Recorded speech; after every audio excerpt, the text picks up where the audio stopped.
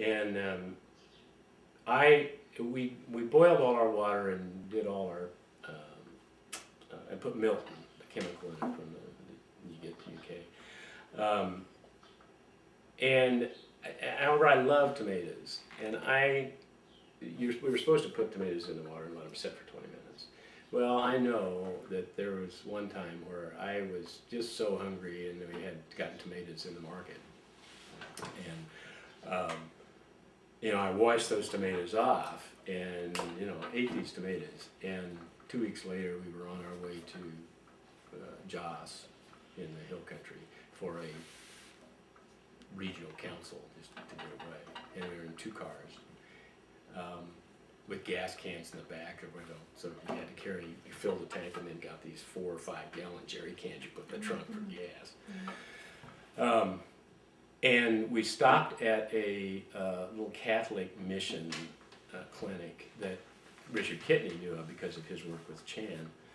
And we were just taking a break there for the afternoon. Well, in the afternoon, I came down with fever and chills, and you always get malaria before you get whatever you really have, because you always got malaria. You just keep it suppressed with the pills. And then began to vomit and diarrhea. Well, I didn't know what was going on, but I ended up with 105-degree temperature. And come to find out later, once I was able to travel about 4 days later, that I had amoebic dysentery, and I almost died there. And it was then that Taryn and Rhonda were out in the courtyard, and I was in there laying in bed with a mosquito net on me. And I was doing my prayers and said, God, I signed up for this thing, and I believe that we're changing. Do believe. I do still to this day believe we were changing history.